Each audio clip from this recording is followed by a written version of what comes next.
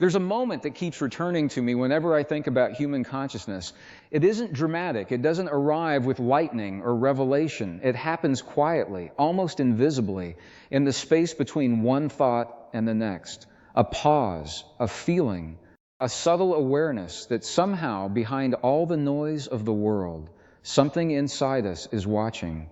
And that single realization may be one of the greatest mysteries science has ever encountered. Because for all our technological advancement, for all the data we've gathered about the universe, we still cannot fully explain the simple fact that we are aware. We can map the brain, we can observe electrical signals firing between neurons. We can measure chemical reactions, identify regions associated with memory, emotion, and decision-making, but none of those measurements explain why experience feels like something from the inside. Why does sadness feel heavy in the chest? Why can a memory from 20 years ago suddenly change our heartbeat in an instant? Why can hope energize the body while fear weakens it? Somewhere between biology and experience, something extraordinary is happening. And scientists know it. What fascinates researchers is not merely that consciousness exists, but that it seems to influence reality in ways we still struggle to understand. The old model viewed the brain almost like a machine, a processor generating awareness the same way a computer generates information. But the deeper researchers looked, the less complete that explanation became. Because human beings do not behave like disconnected machines. Our thoughts affect our physiology, our expectations shape perception, our emotions alter our chemistry. Even the way we interpret reality can dramatically influence the body itself. Two people can experience the exact same external event and emerge psychologically transformed in completely different ways. One collapses into despair, the other discovers resilience they never knew they possessed. The event was identical. The inner interpretation changed everything. That realization opened a door scientists couldn't ignore. It suggested consciousness might not simply observe reality, it might participate in it. I think this is why so many researchers become deeply captivated by the human mind after years in their field. They begin with measurable systems, equations, predictable outcomes. But eventually they encounter something less tangible, the undeniable influence of belief, meaning attention and perception. And suddenly, the human being is no longer just biological tissue. We become something far more dynamic. I remember reading about experiments where individuals were told they were receiving treatment even when they weren't. And somehow, the body responded positively anyway. Symptoms improved, pain lessened, healing accelerated.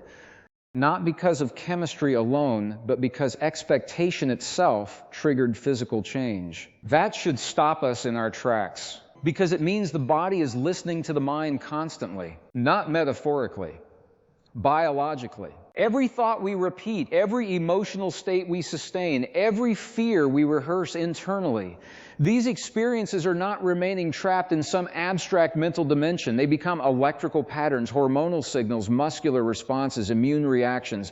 The invisible becomes physical. And perhaps this is why consciousness fascinates scientists so deeply. It forces us to confront a possibility modern culture often overlooks. The inner world may be just as real and influential as the outer one. For centuries, humanity focused almost entirely on external mastery. We learned how to build machines, navigate oceans, split atoms, transmit information across the planet instantly, yet many people still feel disconnected from themselves. Anxiety rises, emotional exhaustion spreads. Attention fragments. We became technologically advanced while remaining internally underdeveloped. And now science is beginning to circle back toward questions ancient cultures asked thousands of years ago. Questions about awareness, attention, presence, emotional balance, human potential. Not through mysticism alone, but through measurable observation. Brain imaging studies reveal that long-term emotional patterns can physically reshape neural pathways. Stress alters the immune system, gratitude affects heart rhythms, meditation changes activity in regions associated with focus, empathy, and emotional regulation. In other words, consciousness leaves fingerprints on the body. And once you truly absorb that idea, everyday life starts looking different. You realize that the conversations we have internally are not harmless background noise, they are instructions. Repeated thoughts become familiar pathways. Familiar pathways become automatic reactions. Automatic reactions become personality, and personality quietly shapes destiny. Most people never notice this process happening. They assume life is only responding to external conditions, unaware that their internal state is influencing how they interpret every moment. Two individuals walk into the same room. One immediately senses threat, another senses opportunity. The environment did not change. Consciousness filtered reality differently. That fascinates neuroscientists because perception itself is deeply constructive. The brain is not passively recording reality like a camera. It is actively building experience moment by moment using memory, expectation, emotional conditioning, and sensory inputs simultaneously. In a very real sense, we are participating in the reality we experience. And that raises uncomfortable questions. If perception is partially constructed, how much of our suffering comes not from events themselves, but from unconscious interpretations we inherited, rehearsed, and reinforced over time? How many limitations feel permanent simply because the mind became conditioned to expect them? This is where the conversation becomes deeply personal, because suddenly consciousness is no longer an abstract scientific mystery. It becomes something intimate, immediate, alive within us every second. I sometimes think about how easily we underestimate the emotional atmosphere we carry. A person walks into a room anxious, angry, defeated, disconnected, and somehow that emotional state affects everyone nearby. Another enters calm, grounded, genuinely present, and the entire interaction changes. We feel each other constantly. Science may explain parts of this through mirror neurons, social synchronization, nervous system responses, but even with those explanations, something about human connection still feels larger than measurement alone.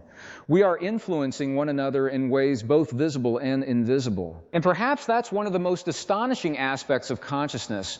It refuses to remain isolated. Our internal world leaks outward into behavior, relationships, health, creativity, even collective culture itself.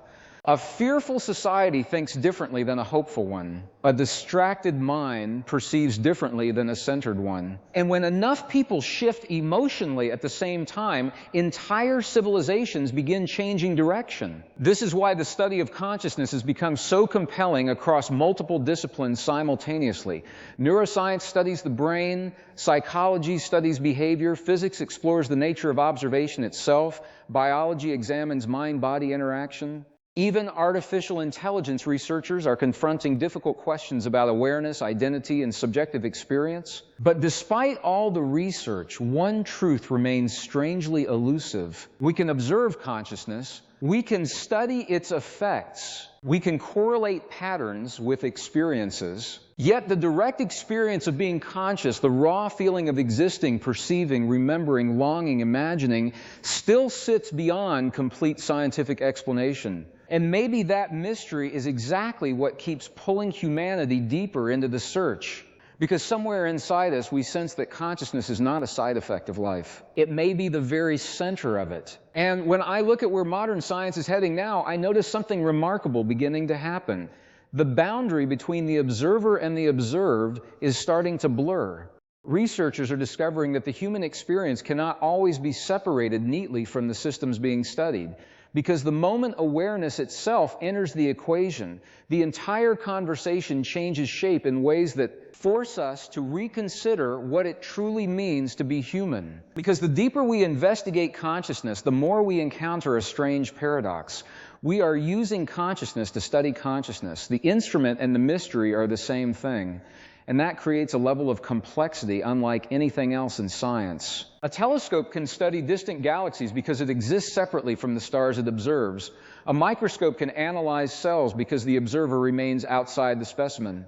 But when the human mind attempts to examine awareness itself, the observer turns inward and discovers there is no clear dividing line. Something inside us is witnessing our thoughts while also generating them. And that realization changes people. I think many scientists begin their careers believing reality is entirely objective, mechanical, measurable.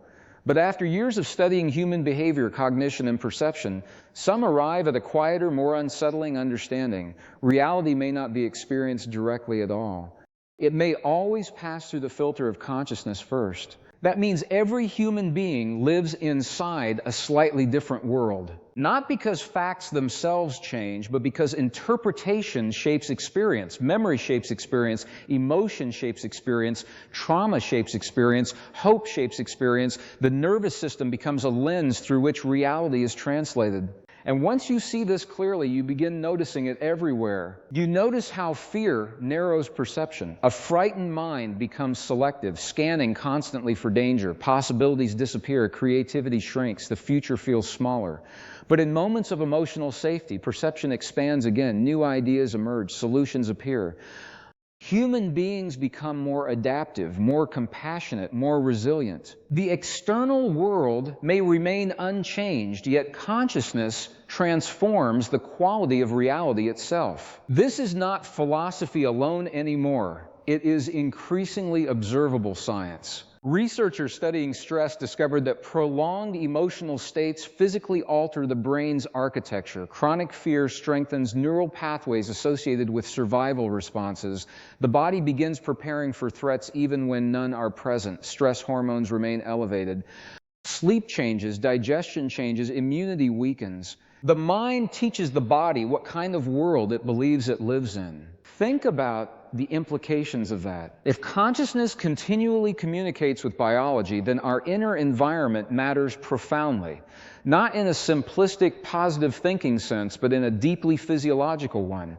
The stories we repeat internally become signals the body responds to over time. And perhaps this explains why emotional healing can sometimes create physical transformation.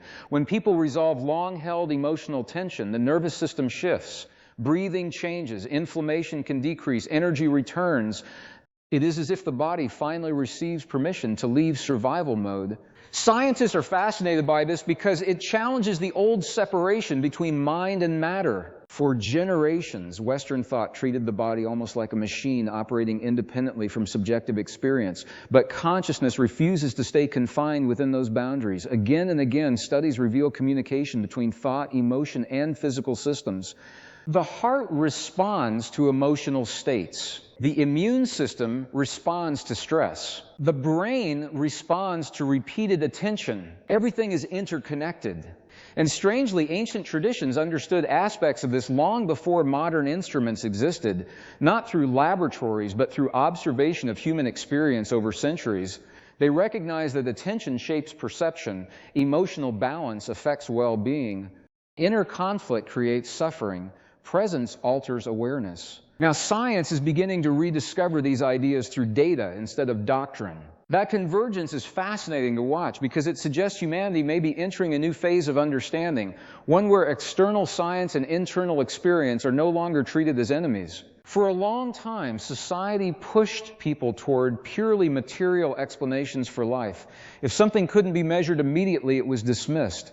But consciousness does not fit neatly into reductionist models because subjective experience cannot be fully captured by numbers alone. You can measure brain waves during grief, but you cannot fully measure heartbreak itself. You can observe neural activity during love, but no scan can contain the feeling of holding someone's hand for the last time. There is an immeasurable quality to conscious experience that continues resisting complete scientific translation.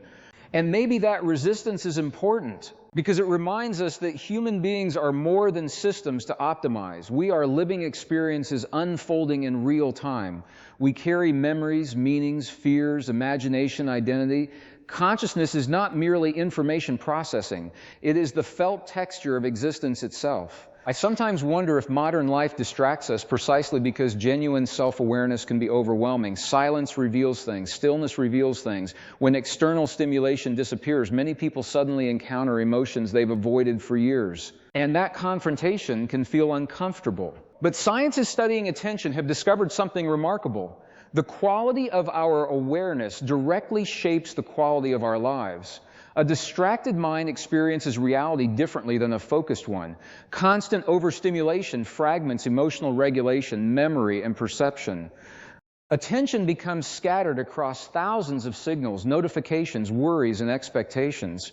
In many ways, modern society is competing for human consciousness itself. Every platform, wants our attention. Every advertisement wants our emotional response. Every algorithm wants prolonged engagement. Because attention is power, what we repeatedly focus on literally reshapes neural pathways over time. The brain adapts to whatever patterns dominate awareness. This is called neuroplasticity, the brain's ability to reorganize itself through repeated experience, which means consciousness is not fixed. That may be one of the most hopeful discoveries modern science has uncovered. People are not trapped permanently by old conditioning. The brain can change.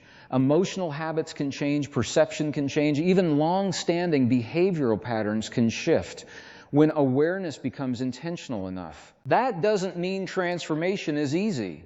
It often requires confronting deeply ingrained fears and assumptions. The human mind clings to familiarity, even when familiarity creates suffering. We build identities around old pain. We repeat emotional patterns because they feel predictable. Sometimes the unknown feels more threatening than unhappiness itself. Yet history repeatedly shows that profound transformation becomes possible the moment awareness interrupts automatic behavior. A person suddenly recognizes the voice of self-judgment running constantly beneath their thoughts. Someone notices how fear has quietly controlled major life decisions. Another realizes they inherited emotional patterns from family systems without ever questioning them. And in that instant of awareness, something changes. Not because life outside transforms immediately, but because consciousness itself begins reorganizing. The observer wakes up inside the pattern. This is why self-awareness fascinates scientists so intensely. Consciousness has the strange ability to observe its own conditioning and potentially transcend it. Very few systems in nature appear capable of that level of recursive awareness. Human beings can think about thinking. We can observe emotion while experiencing emotion. We can consciously choose responses instead of remaining trapped in instinct alone. And perhaps that ability represents one of the greatest turning points in human evolution. Not technological evolution, inner evolution. Because external advancement without internal maturity creates imbalance. Humanity develops powerful tools while remaining emotionally reactive, divided, impulsive, and disconnected. History shows the consequences of intelligence without wisdom clearly enough. So maybe the future of consciousness research is not only about discovering what awareness is, maybe it is about discovering what human beings are capable of becoming when awareness itself develops more fully. And that possibility changes the conversation entirely. Because now the question is no longer simply whether consciousness exists. The question becomes what happens when human beings learn to engage it intentionally instead of unconsciously. What happens when we stop living entirely on automatic patterns inherited from fear, conditioning, distraction, and survival? What happens when awareness becomes stable enough to observe thought without immediately obeying it? Because right at the edge of that question, scientists are beginning to encounter something both exciting and deeply unsettling, evidence that the human mind may possess far greater influence over perception, behavior, emotional regulation, and even physical reality than we once believed possible. And the implications of that realization are only beginning to unfold in ways that could fundamentally reshape how we understand the human experience itself. Because once scientists accepted that consciousness influences the body, attention, perception, and emotional behavior, another question naturally emerged. If the mind is this powerful internally, how far does that influence actually extend? And this is where the conversation becomes extraordinarily complex. Not because science has all the answers, but because the evidence keeps pointing toward deeper levels of connection than our older models predicted. Researchers studying human behavior began noticing that thoughts and emotions are rarely isolated events. They create ripple effects. Emotional states spread socially. Expectations alter outcomes. Belief changes performance. Focus changes perception. The observer is never completely separate from the experience. I think many people intuitively sense this long before they ever encounter scientific language for it. We've all walked into environments where tension felt almost tangible before anyone spoke.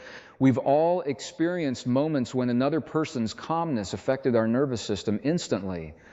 Something nonverbal is constantly happening between human beings. And although neuroscience can partially explain this through mirror neurons, hormonal signaling, and subconscious pattern recognition, the lived experience often feels deeper than mechanics alone. Human consciousness behaves less like isolated machinery and more like an interconnected field of influence. That idea fascinates scientists because it challenges one of the central assumptions of modern civilization, the belief that we are fundamentally separate from one another. Biologically, psychologically, emotionally, that separation becomes harder to defend the more closely we look. Our nervous systems synchronize. Our emotions affect group behavior. Collective fear spreads rapidly through populations. Collective hope can do the same. Even the structure of memory itself appears relational.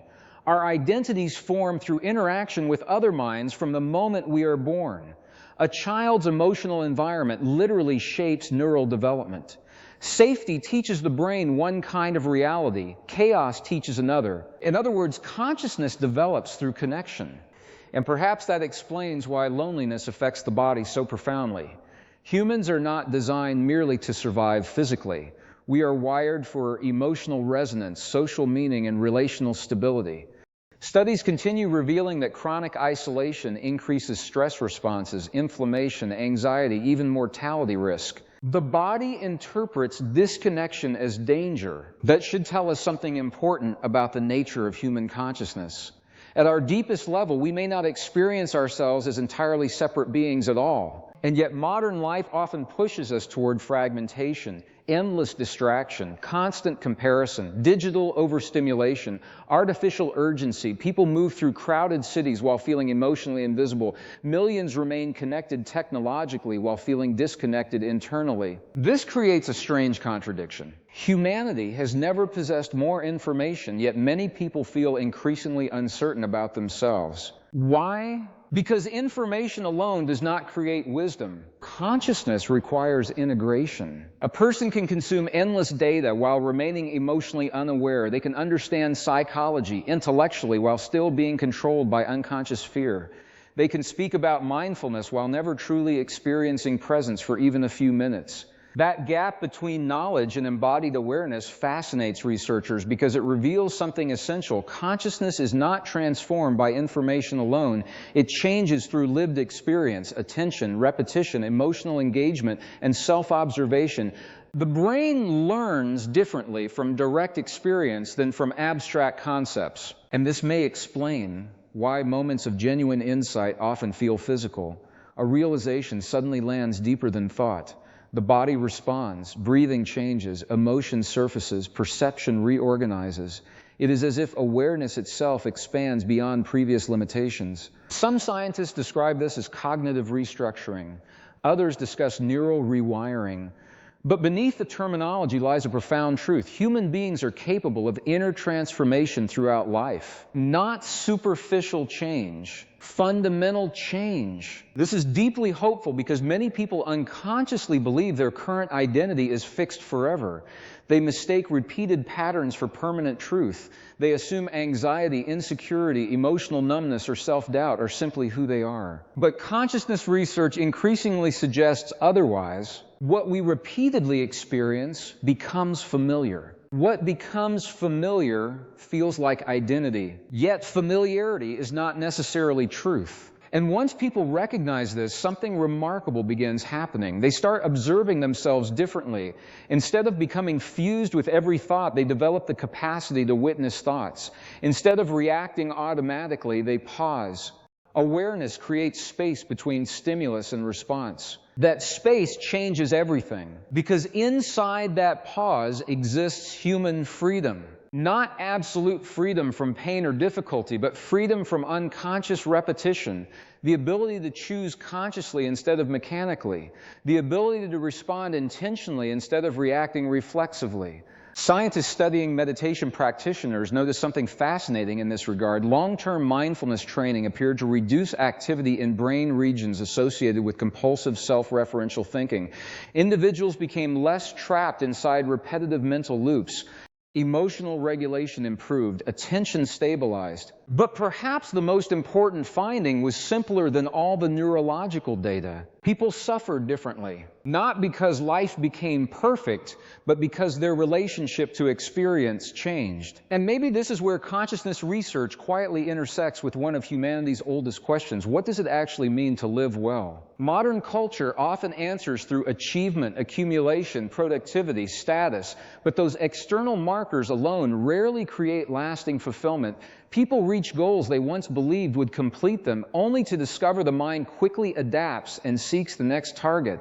Consciousness continually moves. It searches. It projects meaning onto the future. And yet many individuals report that their deepest moments of peace arrive not through acquisition, but through presence, a conversation fully felt, a moment of stillness in nature, genuine connection, creative immersion, emotional authenticity. Experiences where awareness becomes completely engaged with the present moment. Scientists studying flow states discovered that during deep absorption, the sense of separate self temporarily softens. Time perception changes, mental noise decreases, performance often improves, individuals report feeling more alive, more connected, more whole. This is fascinating because it suggests consciousness functions differently depending on the state we inhabit. Fear contracts awareness. Presence expands it. Distraction fragments it. Meaning organizes it. And perhaps much of human suffering emerges when consciousness becomes trapped in unresolved emotional patterns while disconnected from direct experience itself. Think about how often people relive the past internally while physically existing in the present. Old conversations replay endlessly. Regret repeats itself. Future anxieties dominate attention. The body remains here, but awareness drifts elsewhere constantly. Researchers now know the brain often responds to imagined threats similarly to real ones. The nervous system reacts not only to reality, but to perception and anticipation. In this sense, consciousness becomes a bridge between imagination and biology. That realization carries enormous implications, because if imagination can produce fear physiologically, perhaps intentional awareness can also cultivate resilience, compassion, emotional stability, even healing responses over time. Not through denial of pain, not through forced positivity, but through conscious relationship with experience. And this may be why so many scientists studying consciousness eventually become interested in practices once dismissed as purely philosophical or spiritual. Breath work, meditation, visualization, emotional regulation, attention training. Not as mystical escapes from reality, but as methods for interacting with the nervous system intentionally. The line between inner experience and measurable biology keeps dissolving. And the more it dissolves, the more one unsettling possibility begins emerging from the research. Human beings may possess enormous untapped potential hidden beneath layers of conditioning, distraction, emotional survival patterns, and inherited assumptions about limitation. Potential not merely for higher productivity or intelligence, but for entirely different ways of perceiving and experiencing life. Because if consciousness can reshape neural pathways, alter emotional responses, influence physiology, transform identity, and affect social environments, then perhaps human development is far from complete. Maybe what we currently call normal awareness is only a fraction of what the human mind is capable of accessing. And if that possibility is true, then the future of consciousness research may not simply redefine psychology or neuroscience. It may redefine what it means to be human altogether. Because right now, at this moment in history, scientists across multiple disciplines are beginning to converge around a realization that would have sounded impossible only decades ago, that consciousness may not be a passive byproduct of life, but an active force participating in the unfolding of human reality itself. And once that door opens, entirely new questions begin to emerge about where awareness truly comes from, and whether the human mind is discovering something ancient rather than inventing something new. Because the deeper researchers move into the study of consciousness, the more they encounter a strange feeling of returning instead of advancing. Technologies become more sophisticated, brain imaging becomes more precise, data grows more detailed. Yet many discoveries seem to circle back toward insights human beings have sensed intuitively for centuries. That awareness matters, not because ancient traditions possessed perfect answers, but because they understood something modern culture often forgot. The quality of inner experience shapes the quality of outer life. Attention matters, emotional balance matters, self-awareness matters. Human beings are deeply affected by the states of consciousness they repeatedly inhabit. Now, science is arriving at similar conclusions through entirely different methods, and perhaps that convergence is one of the most important intellectual shifts of our time. For generations, the dominant worldview encouraged people to see themselves primarily as physical organisms moving through a material universe governed by external forces. Consciousness was treated almost like an accidental side effect, a byproduct emerging from neural complexity. But increasingly, researchers are confronting the possibility that awareness itself may play a more central role in reality than previously assumed. Not magic, not superstition, but participation. The human mind is not merely reacting to reality passively. It is organizing experience continuously through interpretation, expectation, emotional conditioning, and focused attention. Even memory is not a perfect recording device. Each recollection reshapes itself slightly through present awareness. In a very real sense, consciousness is dynamic creation, and that changes how we understand identity itself. Most people move through life assuming they are a fixed personality, a stable collection of traits, fears, preferences, and habits. But neuroscience tells a different story. The brain is constantly adapting. Neural pathways strengthen or weaken depending on use. Emotional patterns reinforce themselves through repetition. Attention reorganizes cognition over time. The self is not static. It is continuously being rehearsed into existence. Think about how profound that is. Every repeated thought strengthens a pathway. Every emotional habit becomes more familiar. Every assumption about ourselves quietly shapes future behavior. And because these processes happen gradually, most people never notice the architecture of identity forming around them. A fearful thought repeated for years becomes just who I am. An inherited insecurity becomes personality. An old emotional wound becomes a worldview. Consciousness hardens into character through repetition. But if awareness helped build those patterns, awareness may also be capable of transforming them. This is why scientists studying human potential often become fascinated not only by pathology, but by extraordinary states of consciousness, peak experiences, creative breakthroughs, deep meditative absorption, moments of profound clarity where perception suddenly expands beyond ordinary mental noise. Because in these moments, people often report something strikingly similar, a heightened sense of connection. The usual boundaries of self seem less rigid. Time perception changes. Awareness becomes vivid, immediate, intensely present. Individuals frequently describe feeling more alive than normal, as though everyday consciousness had previously been filtered or dimmed. Researchers still debate how to explain these states fully. Some approach them neurologically, others psychologically. Some examine the role of neurotransmitters, attention networks, or altered brainwave patterns. But regardless of explanation, one fact remains difficult to ignore. Human consciousness appears capable of operating at very different levels of experience. And perhaps what we call ordinary awareness is only one mode among many. I think this possibility both excites and unsettles scientists simultaneously.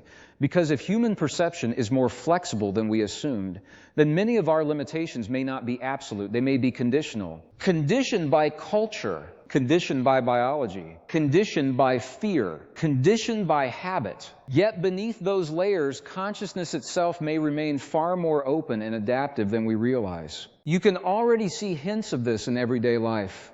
People survive experiences they once believed would destroy them. Individuals radically transform after profound emotional insight. Trauma alters perception, but healing can alter it again.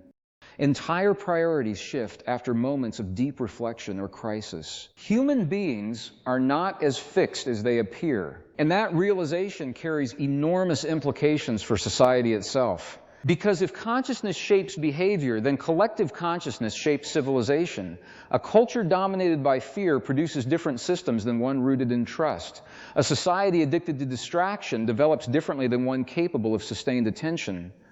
Emotional states scale upward from individuals into families, communities, institutions, even nations. Consciousness is never purely private. It becomes culture. This is one reason researchers studying media, technology, and psychology are increasingly concerned about attention fragmentation. Human awareness is being pulled constantly toward urgency, stimulation, outrage, comparison, and consumption. The nervous system rarely rests. Silence becomes uncomfortable, stillness feels unfamiliar. And without stillness, self-awareness weakens. People lose contact with their own inner signals beneath endless external noise. I sometimes wonder if this is why so many individuals feel exhausted despite having more conveniences than any previous generation. The body can survive overstimulation for a while, but consciousness eventually begins craving coherence, meaning, presence, emotional grounding. Because beneath all the complexity of neuroscience and psychology, human beings remain deeply experiential creatures. We long not only to survive, but to feel connected to ourselves, to others, to life itself. And consciousness appears intimately tied to that longing. Scientists studying happiness discovered something fascinating in this regard. Beyond a certain point, increased material comfort contributes surprisingly little to lasting fulfillment. What matters more consistently are experiences tied to meaning, relationships, emotional connection, purpose, and presence. In other words, the state of consciousness through which life is experienced matters more than external accumulation alone. That finding quietly challenges much of modern culture. It suggests human beings cannot be fulfilled solely through consumption because consciousness itself seeks depth, not just stimulation. Endless distraction cannot satisfy awareness permanently. Novelty fades, pleasure adapts, external rewards lose intensity over time. But genuine presence remains transformative. A meaningful conversation can alter someone's life. A moment of insight can redirect decades. An experience of profound connection can dissolve years of emotional isolation. And none of these moments are merely mechanical events. They emerge through consciousness, fully engaging reality. Perhaps this is why scientists continue returning to the mystery despite its difficulty. Consciousness touches every dimension of human existence simultaneously. Biology, emotion, identity, behavior, creativity, morality, perception, culture, all flow through awareness in some form. To study consciousness is ultimately to study what it means to experience being alive. And the more deeply researchers explore this mystery, the more another startling possibility begins to emerge. Human beings may possess capacities that remain largely dormant under ordinary conditions. Not supernatural powers, but untapped dimensions of attention, resilience, empathy, intuition, creativity, and self-regulation that modern life rarely cultivates intentionally. Imagine what becomes possible when fear no longer dominates perception constantly. Imagine a nervous system trained toward clarity instead of chronic survival. Imagine education systems teaching emotional awareness alongside intellectual development. Imagine cultures prioritizing psychological coherence as seriously as economic productivity. These ideas are no longer purely philosophical. They are becoming scientifically relevant because consciousness itself influences measurable outcomes across nearly every domain of life. And perhaps the greatest irony is this: after centuries spent searching outward for meaning, humanity may gradually be rediscovering that one of the most extraordinary frontiers has existed within us all along. Not hidden in distant galaxies, not buried beneath oceans, but present quietly behind every thought, every emotion, every moment of awareness we have ever experienced. The mystery was never separate from us. We are the mystery. And as researchers continue pushing deeper into the nature of consciousness, one unsettling realization keeps resurfacing beneath the data: that the mind observing reality may be far more deeply woven into reality itself than we currently understand, which raises a question capable of transforming science, philosophy, and human identity all at once. If consciousness is fundamental in ways we have barely begun to recognize, then what else about human potential have we not yet discovered? What we've been circling in the script is not just a scientific curiosity about the brain, it's something more intimate. It's the realization that consciousness is not something we have in the same way we have a body. It is something we are actively participating in, moment by moment, through attention, emotion, memory, and perception. To understand this clearly, we need to slow the idea down and look at it from the inside out. Science tells us the brain is a prediction machine. It doesn't simply record reality like a camera. Instead, it constantly builds a model of the world based on past experience, then updates that model with new sensory input. What you think you are seeing right now is actually a constructed experience shaped by memory, expectation, and context. A simple example makes this clearer. Have you ever misheard a song lyric and only later discovered the real words? In that moment, your brain was not broken. It was doing exactly what it is designed to do, filling in gaps based on expectation. Until new information corrected it, your perception felt completely real. Now expand that idea to life itself. Much of what we call reality is the brain doing the same filling in process at a much larger scale. This is why two people can experience the same situation and walk away with entirely different emotional truths. One person feels defeated, another feels motivated. The external event is identical, but the internal interpretation changes everything. This is where consciousness becomes fascinating to science because it suggests that experience is not simply received, it is constructed. And if experience is constructed, then the quality of that construction matters deeply. Let's bring this into the body for a moment. Neuroscience shows that thoughts are not abstract events floating in the mind. They are electrochemical signals that affect the nervous system, hormones, and even immune response. When you repeatedly think stressful thoughts, your body responds as if you are under real threat. Cortisol rises, heart rate changes, muscles tighten. Your body does not distinguish clearly between a physical danger and a vividly imagined one. That is not poetic language, that is biology. Now think about what this means in everyday life. If a person spends hours mentally rehearsing fear, worrying about the future, replaying past mistakes, they are not just thinking, they are training the body into a physiological state of stress. Over time, that state becomes familiar, and familiarity begins to feel like identity. This is one of the quiet ways human suffering is maintained. Not through a single event, but through repetition. But the same mechanism that creates stress also creates healing potential. Consider the placebo effect, one of the most revealing phenomena in medical science. People often experience real physiological improvement after receiving a treatment with no active medical ingredient, simply because they believe healing is occurring. This does not mean belief is magic. It means expectation can influence biological systems in measurable ways. In simple terms, the mind is constantly communicating with the body. Now let's go deeper into perception itself. Neuroscience suggests that attention is like a spotlight. Whatever it focuses on becomes more detailed, more emotionally significant, and more real to the brain. Everything outside that focus becomes less important or even invisible. Imagine standing in a crowded room while listening for your name. Suddenly, even faint sounds that contain your name stand out instantly, while louder background noise disappears. That is attention shaping reality in real time.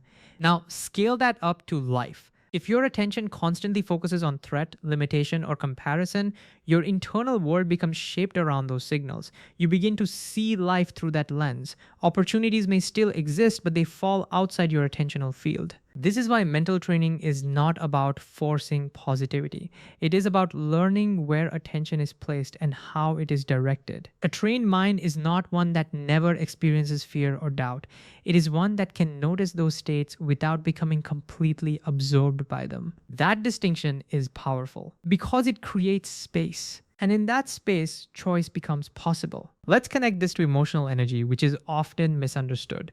Emotions are not just feelings, they are bodily states designed to guide behavior. Fear prepares you to protect yourself. Sadness slows you down so you can process loss. Joy encourages repetition of beneficial experiences. The problem in modern life is not emotion itself, but emotional stagnation. When emotions are not fully processed, they can become patterns that replay automatically in the background. For example, someone who experienced repeated criticism in childhood may develop a constant internal voice of self judgment. Even when no external criticism is present, the brain continues generating the same emotional script. It becomes a default lens. This is not personality in a fixed sense, it is learned emotional conditioning. And anything learned can be reshaped. Now we move into one of the most important discoveries in neuroscience, neuroplasticity. The brain physically changes based on repeated experience. Neurons that fire together wire together. This means your thoughts, emotions, and behaviors are constantly sculpting your brain structure. Think of it like walking through grass. The first time the path is unclear, the more you walk the same route, the more defined it becomes. Eventually, it turns into a visible trail. That is how mental habits form. But here is the key insight: new paths can also be created. This is where transformation becomes practical rather than theoretical. If a person repeatedly practices calm awareness in moments of stress, they are not just coping. They are building new neural pathways associated with regulation instead of reactivity. Over time, the nervous system begins to default to those new pathways. This is why small daily practices matter more than occasional breakthroughs. Now, let's bring everything together into lived experience. If consciousness is shaping perception, and perception is shaping emotion, and emotion is shaping biology, then inner life is not separate from physical life. It is deeply integrated with it. That means real change does not begin with forcing external outcomes. It begins with observing internal patterns clearly enough to interrupt automatic cycles. So, how do we apply this in daily life in a grounded way? First, learn to notice thought without immediately obeying it. A thought is not an instruction, it is a mental event. When fear appears, instead of reacting instantly, simply recognize this is fear arising. That small distance changes everything. Second, bring attention back to the body regularly. Most people live almost entirely in mental simulation, but the body is always in the present. Even a few moments of noticing breath, posture, or physical sensation can interrupt emotional loops and restore balance. Third, observe emotional patterns without judgment. Instead of asking, "Why am I like this?" try asking, "What is this pattern trying to protect me from?" This shifts the relationship from resistance to understanding. Fourth, be intentional with attention. Notice what consistently captures your focus each day. If attention is repeatedly pulled toward negativity, comparison, or anxiety, gently redirect it towards something stabilizing, even for short periods. Finally, allow space for stillness, not as an escape, but as a reset. In stillness, the mind stops reinforcing constant narratives, and in that gap, new perception becomes possible. What science is slowly revealing is not that humans are endlessly powerful in a vague sense, but that consciousness is highly trainable. It responds to experience, it adapts, it reorganizes. And perhaps the most profound realization of all is this: you are not separate from the process you are trying to understand. You are actively shaping it through how you think, feel, and pay attention in each moment. Which means the study of consciousness is never only theoretical, it is lived, it is immediate, and it continues right here in the next moment of awareness that quietly forms before any thought fully appears.